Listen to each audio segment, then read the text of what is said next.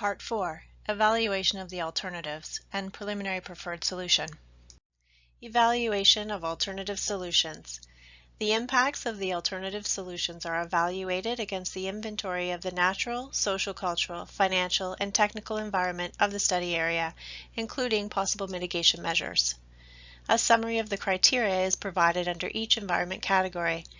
The criteria was developed following a review of the existing conditions in the study area. Key considerations in the development and evaluation of the alternative solutions include the potential impact to existing natural features, minimizing encroachment on private property, and the potential for land acquisition, maintaining access to property, consideration of pedestrian and active transportation along the corridor, working within existing planning policy and regulations, maintaining traffic flow and connection in the county, as well as providing capacity for future growth and traffic, maintaining effective storm drainage, the potential impact to utilities, and consideration of community and agency input. Alternative 1. Do nothing. The do nothing option does not accommodate future traffic volumes in the medium to long term and does not address the problem statement. Increased traffic congestion, travel time, and delays at intersections are anticipated as traffic volumes increase over time. A two-lane road does not operate well with the existing and planned two-lane roundabouts in the study area, with the potential for conflicts as vehicles merge into the roundabouts. The do-nothing option does not support connectivity of the overall road network and larger active transportation network. An existing off-road multi-use trail maintained by the town of the Blue Mountains provides some access for active transportation with shared use for pedestrians and cyclists. The need for additional winter maintenance of the multi-use trail would need to be considered to improve access. The do-nothing option does not require property for road widening and is not expected to impact potential archaeological resources or natural features in the study area. This option does require ongoing costs for operation and maintenance, including the need for increased maintenance of gravel shoulders. Alternative 2. Widen to 4 lanes with paved shoulder. A 4-lane road will accommodate future traffic volumes up to the year 2040 with improved travel time and improved traffic flow as traffic volumes increase over time. Property acquisition for the road widening is not anticipated, as this option can be accommodated within the existing road right-of-way. Some property acquisition at select locations may be required to accommodate the integration of the roundabouts. A paved shoulder provides some space along the edge of the road for stopped and emergency vehicles, but would require shared use of the road travel lanes with vehicles and cyclists. The paved shoulder would not provide a designated space for active transportation. The existing multi-use trail could be utilized to provide connectivity of the active transportation network through the study area. Winter maintenance of the multi-use trail would be required for year-round access. Safety for active transportation is improved by having the existing multi-use trail located off of the road. However, a wider road may increase the difficulty of crossing of the road to connect to the multi-use trail or other active transportation facilities. Costs for this option are estimated at $3.25 million. Alternative 3. Widen to 4 lanes with paved shoulder and active transportation. As a 4-lane road, this option will accommodate future traffic volumes up to the year 2040 with improved travel time and improved traffic flow as traffic volumes increase over time. This option may require property acquisition in select locations for the road widening, in addition to some property acquisition to accommodate the integration of the roundabouts.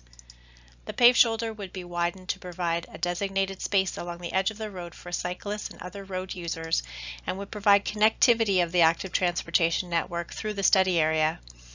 The existing multi-use trail would provide an alternative to active transportation along the edge of the road. Winter maintenance of the multi-use trail would be required for year-round access.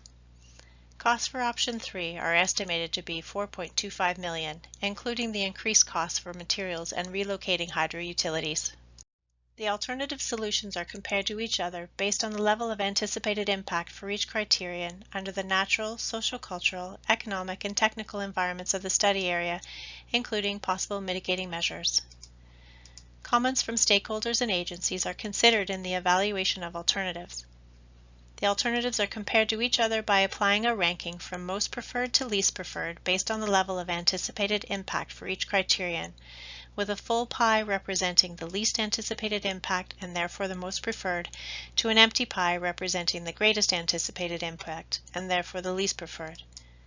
The table provides a summary of the evaluation as an average range under each environment category. The evaluation leads to the identification of a preliminary preferred alternative. Compared to the other alternatives, the do-nothing is anticipated to have the least impact on the natural environment and is the least expensive option, with a moderate impact when considering the social-cultural environment and technical factors.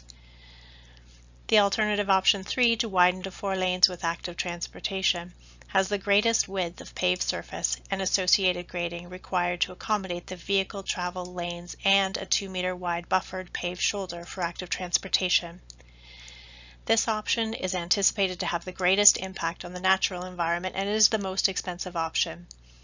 Option 3, widen to 4 lanes with paved shoulder and active transportation, is considered to be cost prohibitive given the anticipated costs associated with moving utilities, as well as the potential property impacts and the potential impact to the natural environment associated with the increased footprint.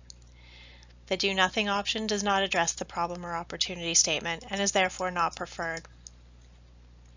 Option 2, widen to 4 lanes with paved shoulder, received the most favorable overall ranking when compared to the other alternatives.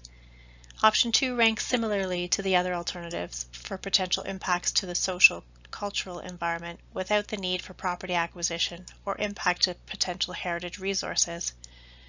The potential impact to the natural environment and the cost for construction of a 4-lane road with paved shoulders is higher relative to the do-nothing option, however less than the potential impact of option 3 on these environments. Option 2 is most preferred under the technical environment as it can accommodate future traffic volumes up to the year 2040 with minimal impact to existing utilities and roadside drainage. Option 2, widen to 4 lanes with paved shoulders, is the preliminary preferred solution. The preliminary preferred solution. Option 2, widen to 4 lanes with paved shoulder, will maintain acceptable capacity for future traffic volumes as well as improve travel time and traffic flow. The posted speed limit of 60 km an hour is anticipated to remain in place. Narrower 3.3-meter wide lanes coupled with multiple roundabouts through the corridor are anticipated to result in calming of traffic speeds. The potential for this option to result in increased noise to adjacent residential areas is assessed during the evaluation of design alternatives. Option 2 paves the shoulder for maintenance, but does not allow for the recommended paved shoulder width required for active transportation along the edge of the road for pedestrians, cyclists, or other road users. A paved shoulder provides some space along the edge of the road for stopped and emergency vehicles, but would require shared use of the road travel lanes or shoulder with vehicles and cyclists. This option presumes the off-road multi-use trail adjacent to the north of Grey Road 19 could be utilized for active transportation along the study area corridor. Alternative design solutions.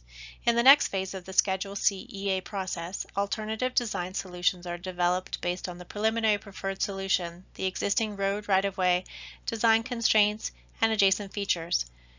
The approach to road widening includes design options for the road alignment, including widen on the north side, widen on the south side, widen on both sides, or a combination. The width of paved shoulders will be 1.2 to 1.5 meters wide and will be determined during detailed design based on the area available within the existing right-of-way that can accommodate the paved shoulders. The preliminary preferred road alignment. The property boundary of the existing road right-of-way is wider to the north of the existing paved roadway. Widening to the north is considered practical to avoid or minimize impacts to several features located on the south side of Grey Road 19, including the Silver Creek, areas of archaeological potential and cultural heritage, and impacts to private property. A key consideration of the road widening is the potential for increased noise to adjacent properties. A noise impact assessment completed during the EA has determined significant increases in traffic noise are not expected as a result of the road widening. The increase in future sound levels anticipated throughout the study area will be less than 5 decibels, with traffic noise anticipated to be less than the 65 decibel threshold established by the Ministry of Transportation for road widenings. For comparison, a normal conversation is considered to be 60 decibels. A whisper is between 20 and 30 decibels. Widening to the north is preferred based on the local roadway, existing road right-of-way width, and potential to minimize impacts to adjacent properties and natural features. The county's Cycling and Trails Master Plan proposes paved shoulder in the study area. The preferred minimum width of paved shoulder is identified in the Grey County Cycling Trails Master Plan as 1.5 meters. However, a minimum of 1.2 meters may be considered in constrained areas. Additionally, the county's Transportation Master Plan identifies Grey Road 19 as a cycling route. Based on the specific conditions along the corridor, bicycle route marker signs may be posted to indicate a change in the road configuration to motorists. An illustration of the road widening and alignment of the preliminary preferred solution is provided in this presentation and as a separate PDF for download from the county's project page for viewing. The vehicle travel lanes and road alignment are illustrated in yellow. Each of the lanes is 3.3 meters wide. The paved shoulder is illustrated in blue with a width of 1.2 to 1.5 meters on both sides of the road. The off-road multi-use trail adjacent to the north of Grey Road 19 could be utilized as an alternative option to an on-road bike route. Winter maintenance of the multi-use trail is recommended. The existing and proposed roundabouts are to provide for pedestrian and cyclist crossing of Grey Road 19 that facilitate acceptable access to the multi-use trail. It's recommended that the designs for the roundabouts incorporate appropriate signs and lane markings to facilitate these crossings.